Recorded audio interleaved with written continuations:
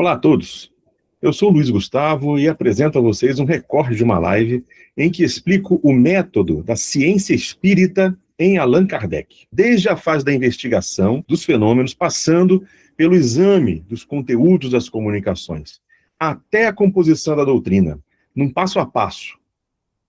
A apresentação se trata de um colóquio no canal Filosofia da Consciência, que teve 3 partes.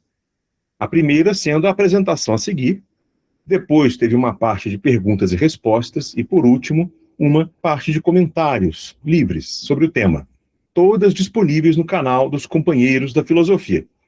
Os links para essas partes estarão na descrição do vídeo. Compartilhe e divulgue esse material. Desde já, obrigado pela atenção.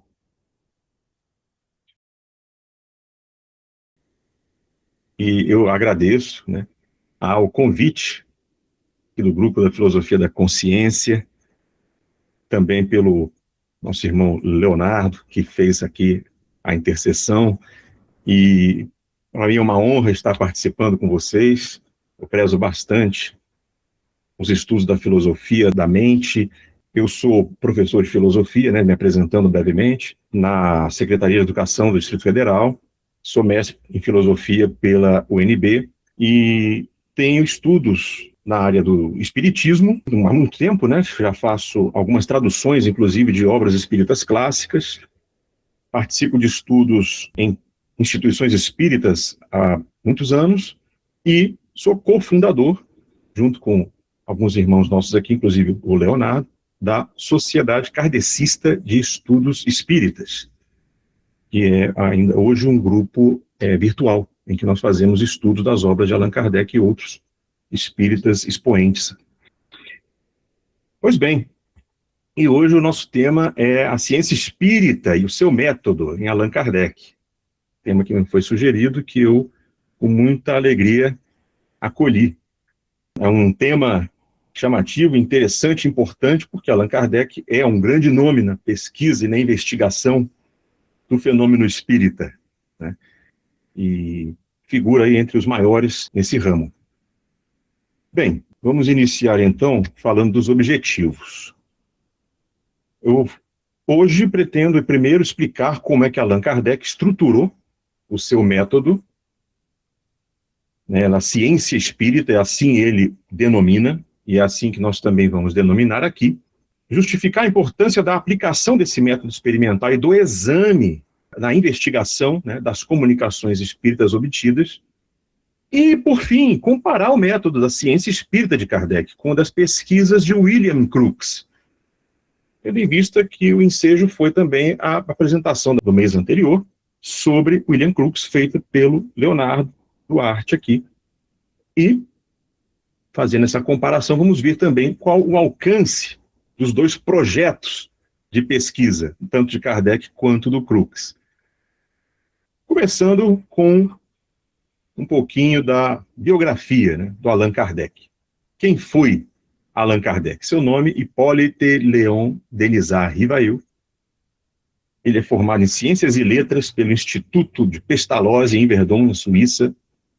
Ainda lá, nesse instituto, ele já foi submestre junto de Pestalozzi.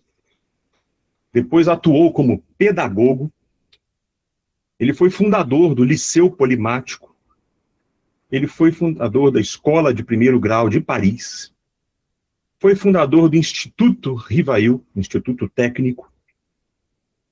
Foi organizador e professor de vários cursos públicos de fisiologia, química, física, anatomia, matemática e astronomia. Quer dizer, um homem tinha condições de escrever livros didáticos delas, Inclusive, o último item mostra, o penúltimo, autor de obras pedagógicas e livros didáticos de diversas áreas. Ele tem livros de gramática, de aritmética, de anatomia, de astronomia, química, física e etc. Ainda tudo sob o nome HLD Rivail.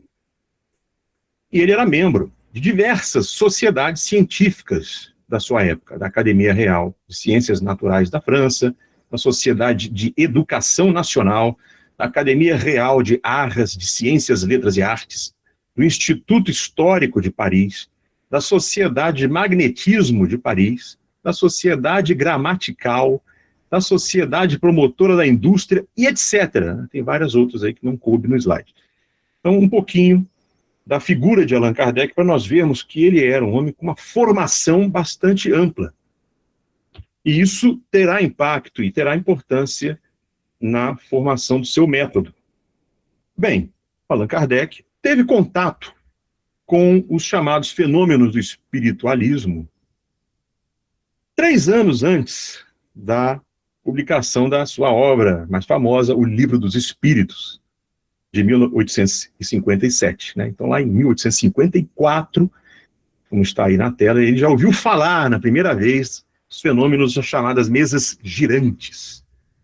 Então, isso aí virou febre lá na França. Havia pessoas que se reuniam para ver as mesas girarem, levantarem, baterem o pé, formarem palavras, responderem às pessoas, né? Bom, Kardec não era uma pessoa crédula. Ele tinha, embora não fosse um cientista propriamente, como o William Crookes era, Kardec tinha um espírito científico na sua formação, né? Como vocês podem ver nas áreas em que ele atuou como submestre, como pedagogo e como autor de obras didáticas. Então, ele tinha a preocupação com o método científico, com a formação do saber rigoroso e metódico. Então, quando ele ouve falar disso, ele não acha que isso é alguma coisa sobrenatural. Ele acha que é uma coisa possível de ser realizada naturalmente. Ele era bastante cético, na verdade. Ele achava que podia ser algo feito pela eletricidade ou qualquer outro tipo de mecanismo, tá? Ou até mesmo mágica, podia ser charlatanismo, podia ser prestidigitação, podia ser fraude. Então, tudo isso passava na cabeça de Allan Kardec. Tem aqui algumas passagens dele, inclusive, falando sobre isso, né? Quando me tiverem provado que uma mesa tem cérebro para pensar, nervos para sentir, que possa se tornar sonâmbula, até lá, permitam-me não ver nisso, senão história para fazer dormir, tá? Ele não acreditava mesmo, achava uma bobagem isso tudo. Diz ainda, palavras dele, a minha razão repelia isso. Essa ideia de mesa falante não entrava no meu cérebro. Então ele tinha uma repulsa a tudo isso. Essa era a postura inicial dele. Ele era um incrédulo, ele mesmo fala, como qualquer outro, do seu tempo, que ele depois acabou tendo que confrontar, né? Quando ele já tinha a ciência espírita estabelecida e com alguns resultados.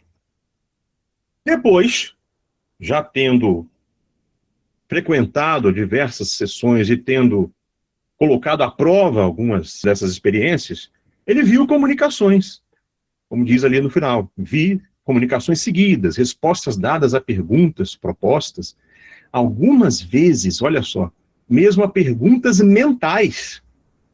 Então as pessoas perguntavam para a mesa respondia batendo o pé, com aquela convenção, né? Uma batida A, 2 batidas B, 3 letras C, e assim na ordem alfabética. Era muito demorado fazer isso.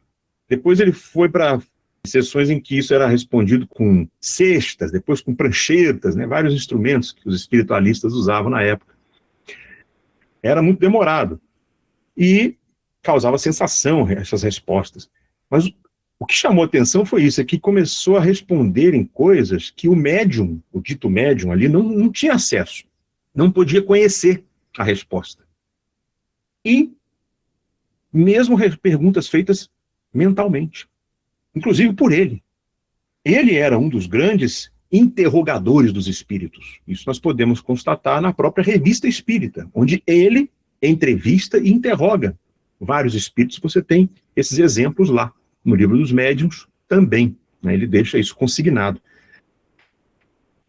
Então ele podia constatar até que ponto as respostas estavam acompanhando realmente, faziam sentido com a pergunta feita mentalmente. De maneira evidente, então, isso acusava para ele a intervenção de uma inteligência estranha. Isso aí você está nas obras póstumas, num texto chamado Minha Primeira Iniciação no Espiritismo, um texto que é recomendado para entender como é que ele iniciou as suas pesquisas. Então aqui nós já temos um pequeno esboço nesse slide. Kardec, ele procura fazer a sua investigação dentro daquilo que era entendido como as ciências positivas, aplicando o método experimental. Então, surgem fatos novos, sem explicação conhecida, vai observar, comparar, analisar, remontar os efeitos das causas, chegar à lei que os rege. Depois, deduzir as consequências e buscar as aplicações úteis. Isso aí é o resumo que ele mesmo faz do seu método.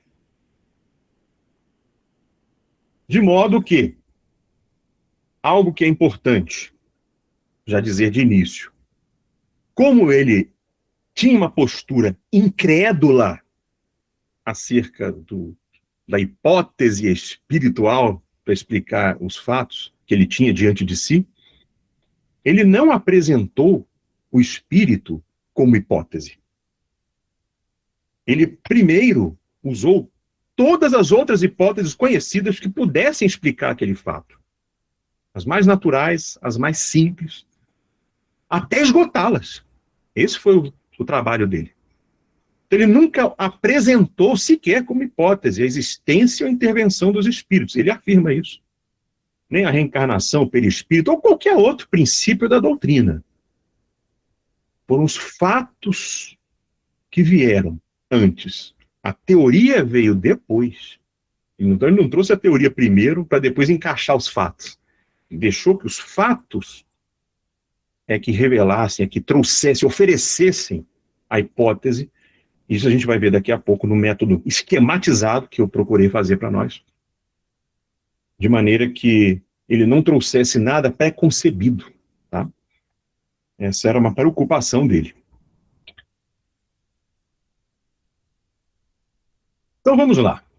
Eu vou apresentar para vocês agora, isso aqui é um trabalho que eu fiz já há algum tempo e que me tomou alguns anos de pesquisa. Tá? Porque isso aqui que eu fiz é o esquema completo do método da ciência espírita em Allan Kardec.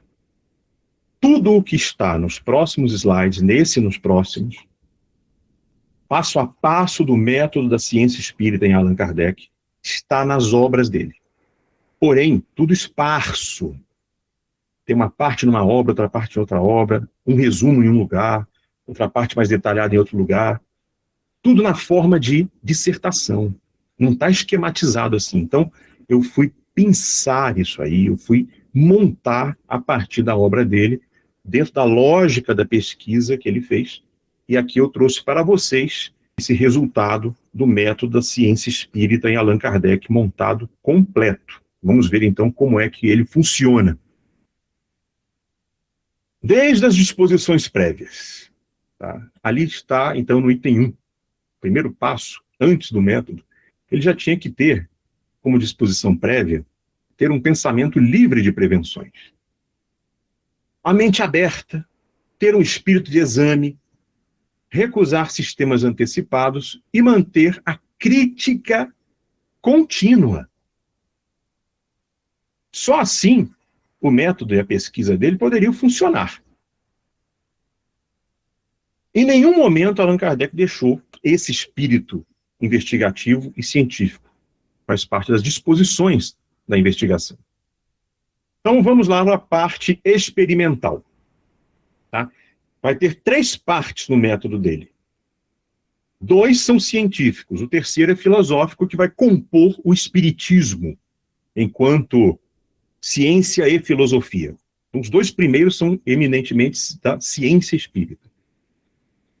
O primeiro é a parte experimental, que se refere à investigação dos fenômenos espíritas. Então, o item 2, o passo 2, é a observação dos fatos.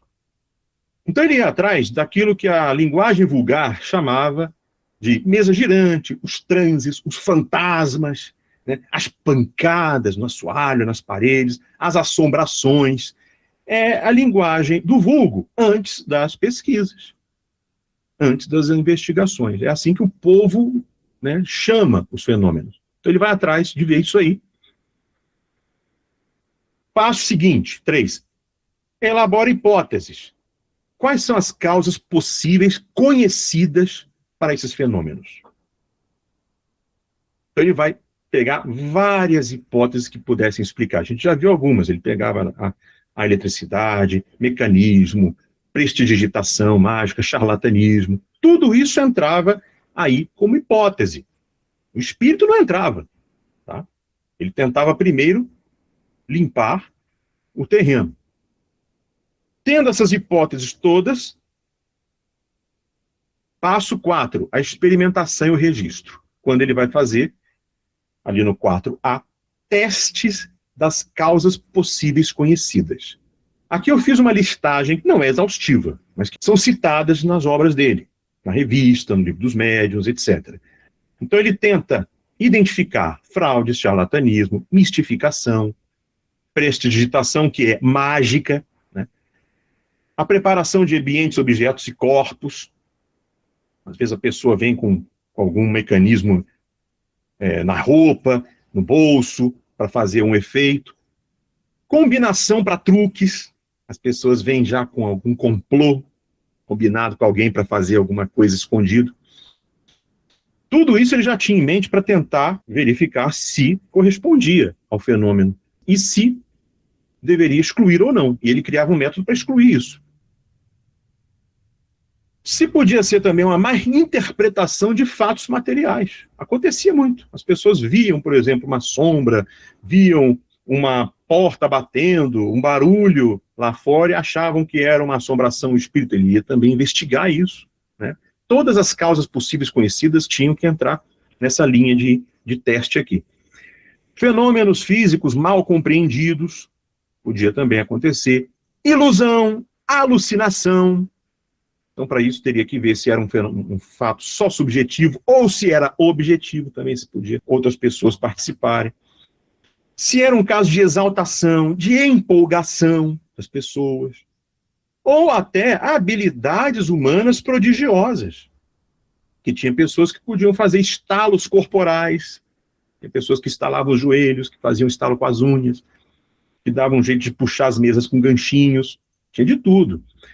Memorização extrema, pessoas com essa capacidade para poder memorizar fatos e depois jogar como se fossem revelações, chamada leitura fria, né? Ventriloquia, simulação de estilos de escritores para fingir que estão incorporando. Então, tudo isso estava aí, nessa parte. Tá? Era o que eles tinham que testar, causas possíveis conhecidas. Kardec faz isso. Lá no passo 4B, o que ele faz? Ele identifica quais os fenômenos resistiram a esses testes. E cuja causa se mostrou inteligente e independente. Ou até mesmo, a causa se revelou como espírito. Isso aconteceu em um momento. Allan Kardec diz que chegou em algumas reuniões em que ele questionou aquela inteligência que respondia até perguntas mentais e falou: o que é isso que está respondendo? Quem é você? E que a resposta foi espírito. E ainda se deu um nome. E aí, né, travou-se um diálogo ali. Então, o fenômeno ofereceu a própria explicação. O fenômeno disse o que era. Tá? A hipótese espírito veio direto do fenômeno. É isso que o Kardec deixa claro. Pronto, então aí se chega ao ponto da filtragem, a exclusão das outras causas. No item 5, observação apurada. Agora ele vai juntar esses fatos todos que não tiveram explicação nas outras causas conhecidas e que se autodeclararam espíritos ou se mostraram inteligências independentes. Esse é o passo 5 do método. Passo 6.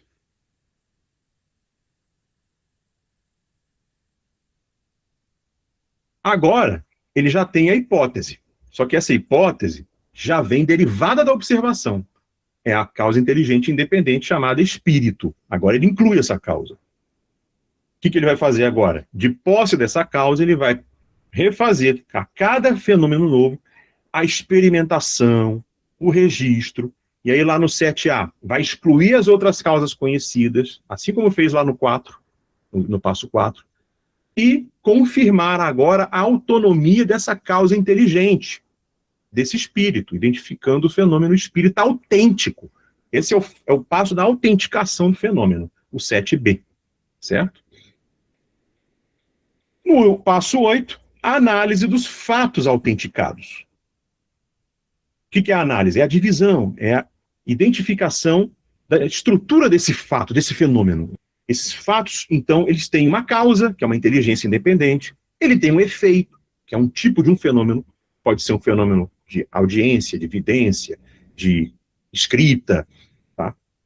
Ele tem um intermediário, que é uma pessoa que ele denominou de médium, etc. Ele vai classificar os meandros desse fenômeno. No passo 9, ele vai comparar e classificar todos os fenômenos. Agora ele vai, então, fazer a lista dos tipos de mediunidades. E ele vai identificar mediunidades do tipo efeito físico, por exemplo, a tipitologia, que são as batidas, as aparições, os transportes, a pneumatografia, que é a escrita direta, tá? E etc. E também efeitos inteligentes, que eram os que mais chamavam a atenção, na verdade. A vidência, a inspiração, o êxtase, a psicografia e etc. Tudo isso está bem classificado no livro dos médiuns. No passo 10, é o passo da, vamos dizer assim, conclusão do método científico, onde se faz a generalização indutiva, né? A lei geral. Então, a hipótese da causa derivada da observação, esse espírito, passou pelo crivo da experimentação, é a que explica os fenômenos mediúnicos classificados segundo os seus tipos. Então, é basicamente essa a lei a que ele chega. Tem leis que são corolários desta, consequências lógicas dessa, que estão ali na 10A. Então, para que isso ocorra, ele fez novas investigações para identificar se há essa causa espiritual, e ele já identificou que há o intermediário, há os tipos de fenômeno, então há o fenômeno mediúnico, há os espíritos. Os espíritos são inteligentes porque foram descobertos enquanto inteligências separadas, identificam-se como indivíduos que viveram, porque deram seus nomes, deram suas identidades, são de natureza incorpórea, porque não vemos, comunicam-se com os encarnados, porque respondem, são dotados de um corpo semimaterial que possibilita essa comunicação, manifestação e encarnação. De outra forma, não teria como, num dualismo duro, eles conseguirem se comunicar. Esses médiuns, quem são? São pessoas capazes de permitir essa comunicação dos espíritos. Eles transmitem conteúdo pelas comunicações. E esses conteúdos, aqui tem um passo importante. Os conteúdos vindos pela comunicação podem ser investigados. Coisa que William Crookes não faz. Allan Kardec identifica. Bom, não tem conteúdo vindo por esses espíritos? Por essas inteligências? Vamos investigá-las, então. Esse conteúdo aí, o que nos traz? Né? E aí ele vai abrir uma nova linha de pesquisa própria para investigar os conteúdos, que vai ser a parte 2 que nós vamos ver. No passo 11, vai fechar a parte 1. Ele vai continuar as experiências com a investigação constante. Para quê? Para atestar, para complementar ou para alterar a teoria. Tá? Para ver se esses corolários batem, se não batem, se algum está certo, se não está, se altera, se muda, se tira algum. Tá? Então, essa é a constância da ciência. Isso é o método científico dele. Vamos ver agora parte 2, a parte controladora do conteúdo. Essa é uma parte importante que Allan Kardec faz. Ele vai estabelecer critérios de avaliação e de exame dessas comunicações que chegam. Allan Kardec, diferente de William Crookes, Crookes era um cientista, um físico, né? Trabalhava também com química. Allan Kardec, por outro lado, era um pedagogo, tinha uma formação filosófica mais ampla. tinha conhecimento das escolas de filosofia ética e moral. Allan Kardec tinha uma prática, um exercício docente como experiência, o que lhe permitia algumas capacitações que ele traz para o seu método, né? Por exemplo, um professor, ele é capaz de identificar numa redação a coerência do texto, ele sabe identificar se aquele texto é de determinado aluno da sua turma ou se é uma cópia de outro aluno, mesmo sem o nome escrito. Ele sabe ler se aquilo tem lógica, se não tem, se bate com a ciência, se não tem. Ele é um avaliador, o professor avalia. Faz parte do trabalho docente a avaliação. Então, Kardec sabe avaliar conteúdos, ele traz isso. Sabendo também as escolas morais de filosofia, da ética, platonismo, cristianismo, reflexões de Rousseau e de Kant, que certamente eram aprendidas no Instituto Pestalozzi, pelos manuais que também faziam parte dos estudos da época, ele podia identificar as disposições de ação. Então, se o espírito, né, estava sendo alguém dissimulado, se era alguém arrogante, se era alguém leviano, se era alguém sério, se era alguém interesseiro, se era alguém superficial. Tá? Todas essas possibilidades que estão no âmbito da filosofia, da pedagogia, entram agora no exame dos conteúdos. Então, passo 12, já na parte controladora do conteúdo. Avaliação das comunicações pela qualidade instrutiva delas. 12A. Pela precisão ou pela vagueza, ele vai julgar. Pela concisão ou pela prolixidade, pela profundidade ou superficialidade, pela seriedade ou leviandade, pelo interesse humanitário ou interesse pessoal, pelo comedimento ou pelo orgulho e arrogância, né? Passo 13, a análise da fonte da comunicação. Ele faz a dialética com os espíritos para identificar, passo 13A, a influência do médium. Então ele vai conhecer até onde vai o conhecimento do médium e até onde não vai, ele já sabe avaliar isso, faz as entrevistas e vê que certos dados trazidos na entrevista, o médium, ultrapassam o que o médium pode conhecer ou realmente conhecia, e até que ponto, então, era uma resposta influenciada pelo médium ou não.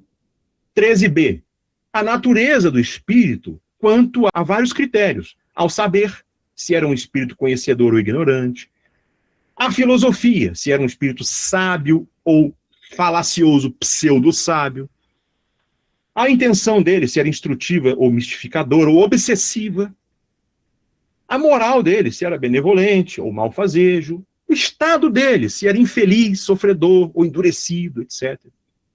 A apresentação dele, se ele se apresentava culturalmente, religiosamente, familiarmente. E a proximidade com o encarnado, o médium, se ele era próximo ao médium, né, tinha afinidade, se era um protetor do médium, se era um desafeto do médium. Tudo isso. 13C, a identidade provável, até isso. Estilisticamente e moralmente, ele conseguia identificar se aquele espírito provavelmente era quem dizia ou não. Vamos adiante.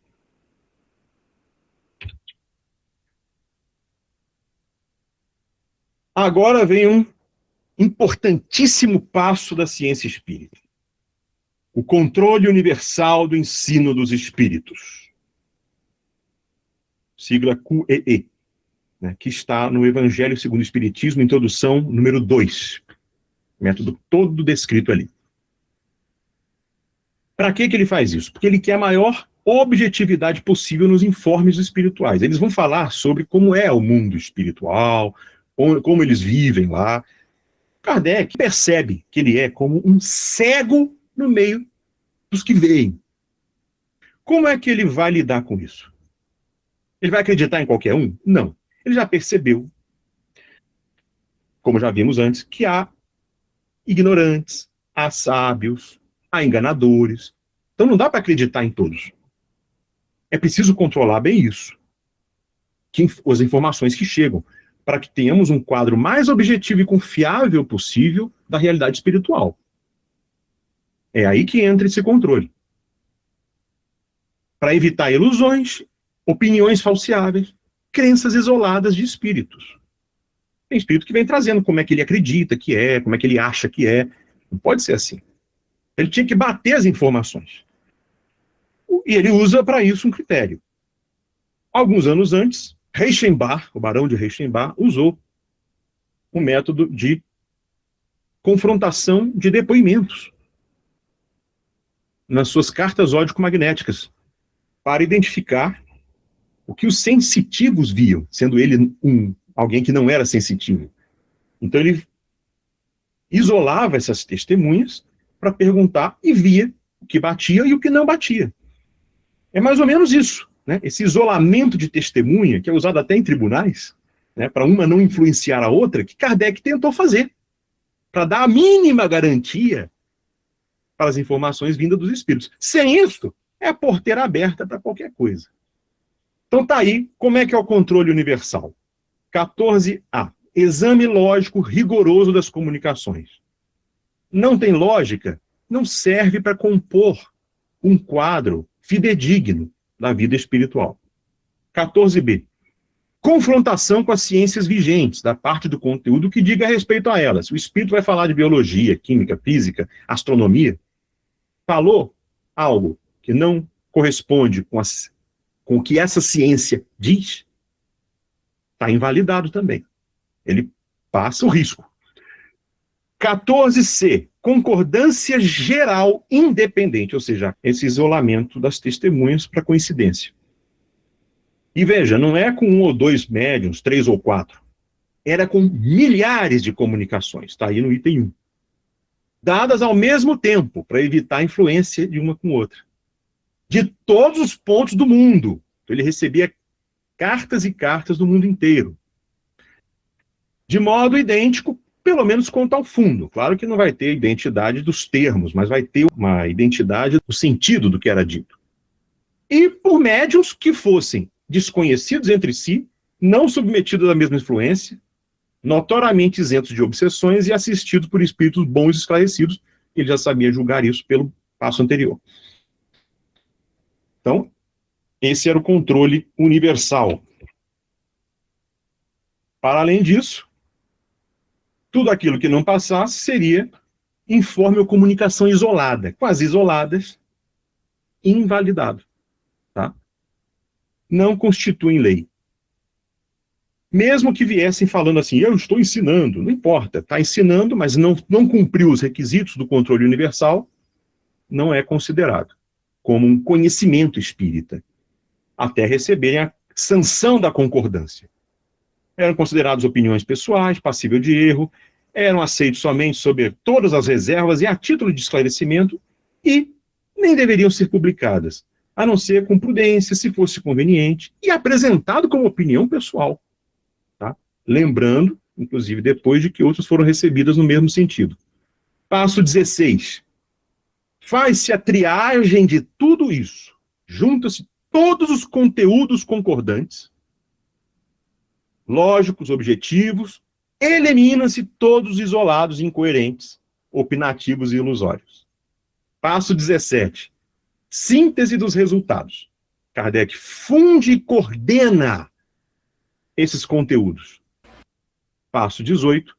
Publica os resultados para escrutínio público. Onde? Na Revista Espírita, onde havia discussões daquilo que era alcançado. Né?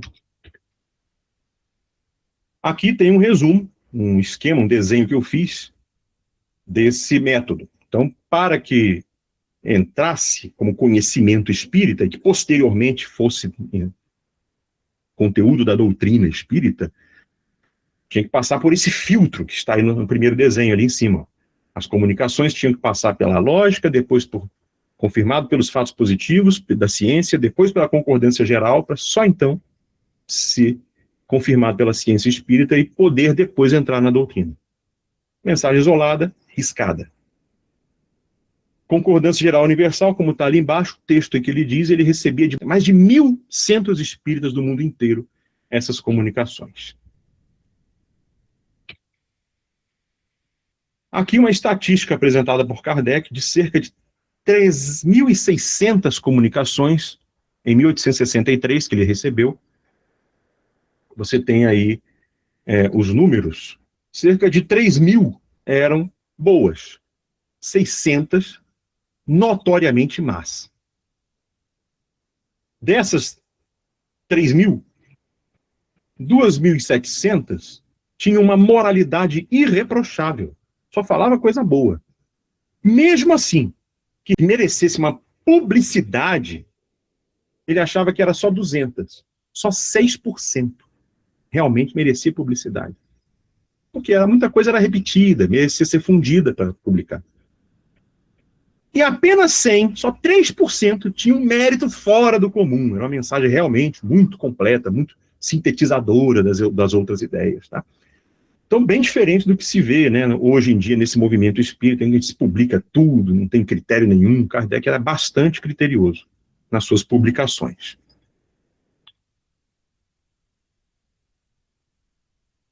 Fase 3, tá? Essa que eu vou passar rapidinho, que ela não é mais da ciência espírita, ela é da filosofia. Mas faz parte também do método do espiritismo. Na fase da filosofia espírita, ele vai no item 19, desenvolver agora, pelo raciocínio, a partir do resultado dessa ciência espírita, esse panorama do mundo espírita, o sentido da existência do espírito, da encarnação, princípios éticos, sociais, para a vida terrestre, tá? E das consequências morais para a vida futura. No item 20, também vai desdobrar pelo raciocínio, porém, associando as outras ciências, tá? Física, química, biologia, sociologia, etc. A finalidade, o sentido agora do universo, das leis físicas, da matéria, dos fluidos, dos planetas, dos reinos da natureza, da história humana. Tá? Ele vai buscar filosoficamente esse sentido, pela razão. Tudo submetido aos fatos. Item 21. Ele vai agora instituir os princípios doutrinários.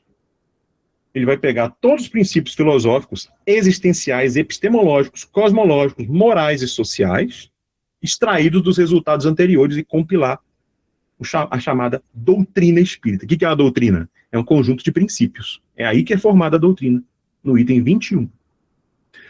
Item 22, publicação de ensaios e discussões filosóficas para exame público, também na revista. Antes era só das resultados científicos, agora também das discussões filosóficas. A revista Espírita, então, incluía todos os resultados filosóficos e científicos. E, por último, o 23, publicações das obras didático-doutrinárias, já contendo a doutrina em consolidação conforme a aplicação do método. Eis aí, então, em 23 passos, o método da ciência espírita de Allan Kardec, no espiritismo, podemos dizer, porque inclui ali a filosofia. Aqui eu estou explicando, brevemente, que o nascimento da ciência espírita se deu quando? Na primeira vez que o Kardec seguiu os passos de 1 a 11. Né? Ou seja, lá atrás, só lembrando vocês, até quando ele conseguiu chegar à lei geral, ou seja, estabelecer que o espírito realmente é uma causa explicativa para aqueles fenômenos.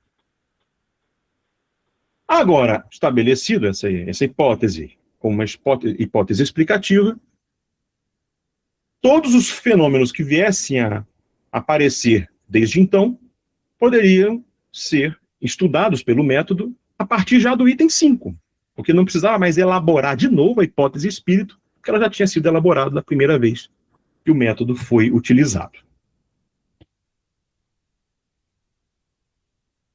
Aqui eu coloquei alguns questionamentos sobre a ciência espírita que as pessoas podem fazer. Questionamentos comuns. Bom, quando os espíritos falam sobre outras ciências, vida em outros planetas, a história humana, como é que foi, espírito dando carteirada, dizendo que viveu, que viu um fato lá no passado, como é que a gente lida com isso? A gente acredita? Não. Kardec diz, o veredito é das ciências. O espírito falou de história, verifica com a história.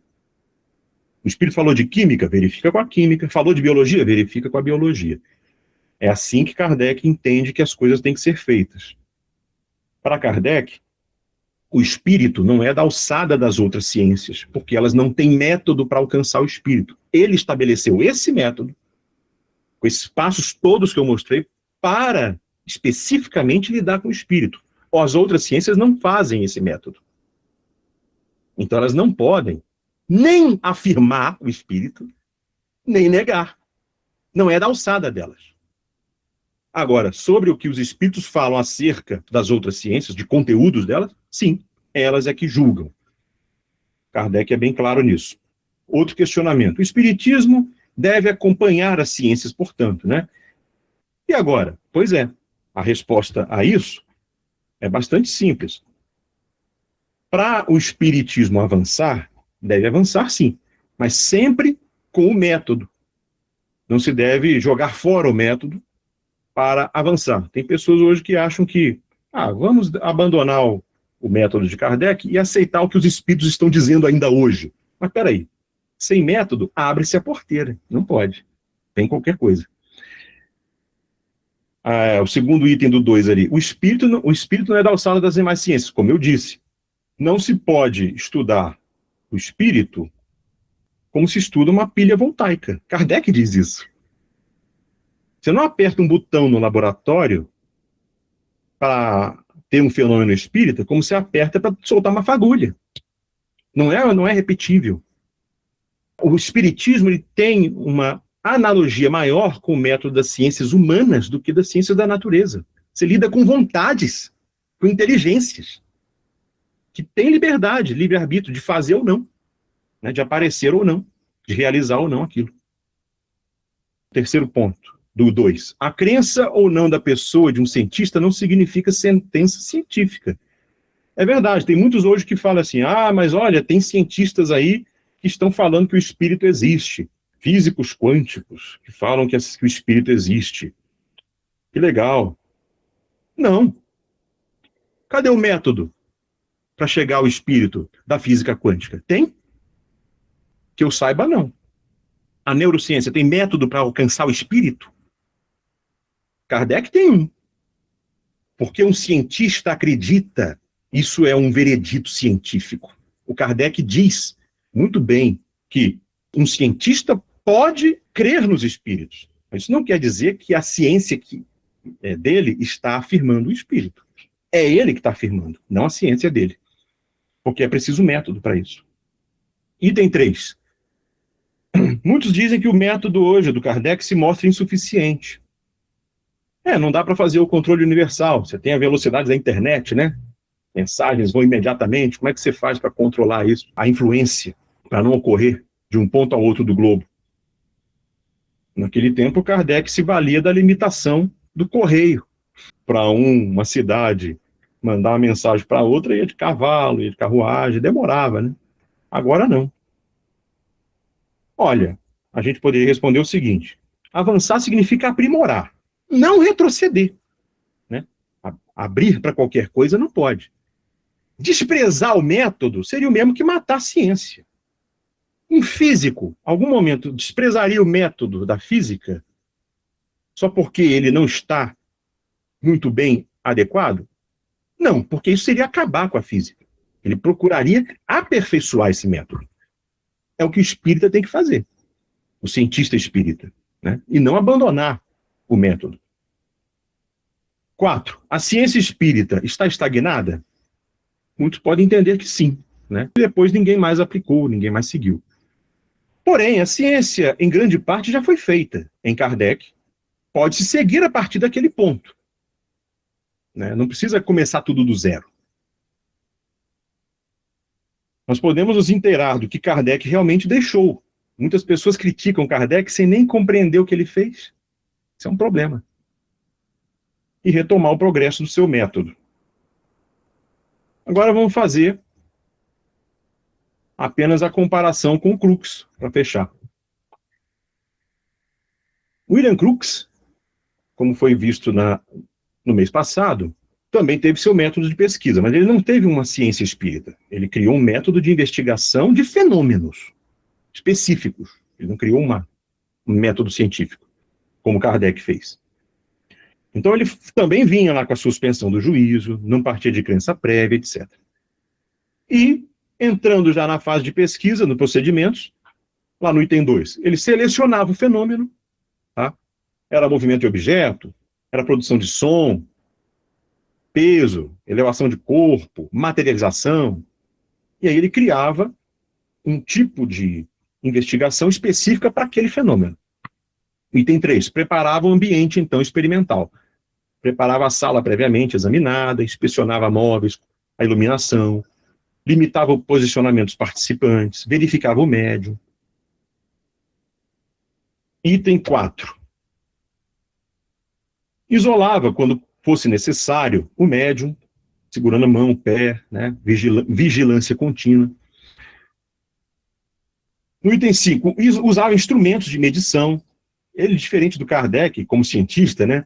Ele estava mais preocupado não com o fato inteligente, mas com o fato físico. Ele botava dinamômetro, botava medidores, luz, máquina fotográfica, tudo que ele podia. Balanças precisas. No 6, o registro imediato dos dados, logo após a sessão ou durante. 7, repetição sobre variadas condições de iluminação, distância, instrumentos, posições. No 8, tentativa ativa de refutação, detectando truque mecânico, como Kardec também fazia, provocando falhas nos fenômenos, para revelar fraude. 9, diferenciação entre fato e explicação. Aqui é um ponto diferente.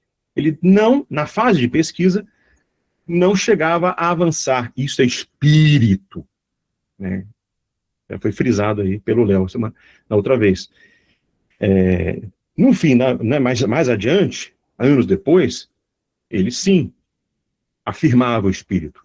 Mas na fase de pesquisa, propriamente, ele chamava de força psíquica e apenas se limitava a registrar os fenômenos, deixando a parte da explicação causal para o futuro. E 10, publicação para escrutínio público. Na obra dele, né, famosa. Aqui, a diferença, então, do alcance das pesquisas dos dois. Enquanto o Crookes constatava a realidade do fato, pesquisava fato singular, suspendia o juízo sobre a natureza espiritual, não avaliava os ditados, as comunicações, não avançava a filosofia moral e social nenhuma, limitava-se só à análise empírica. O Kardec não. O Kardec constatou a realidade do fato também, mas ele já fez um método científico para estudar a hipótese do espírito. Chegou à natureza e às leis do espírito, avaliou os ditados dos espíritos, avançou uma filosofia moral e social. Não esperou assentar o conhecimento espírita nas academias. Por quê? Porque isso lidava também com preconceitos públicos, institucionais, acadêmicos. Ele entendia o seguinte: o método tendo sido cumprido, vamos seguir para o próximo passo. Esperar que os preconceitos se rompam pode demorar séculos. E procedeu à síntese filosófica, estabelecendo a doutrina. Tá? Então ele foi bem mais amplo no seu alcance do que o Crookes. Como conclusão, a importância das pesquisas está, então, consignada no quê? Na dedicação a esses trabalhos daqueles que apostaram os nomes, as reputações para alcançar os resultados. O Crookes por um lado, Kardec por outro. Os quais resultados esses, que se dirigem não só à satisfação de anseios humanos profundos, em busca de respostas, mas visam mesmo realizar os objetivos da própria investigação científica, na compreensão cada vez maior da nossa realidade. E se ela inclui o espírito, a ciência tem o dever de pesquisar com um método apropriado a esse objeto, ou seja, com uma ciência espírita, não com outra. A exemplo do que foi feito, ou de maneira mais aperfeiçoada a partir dos resultados já obtidos.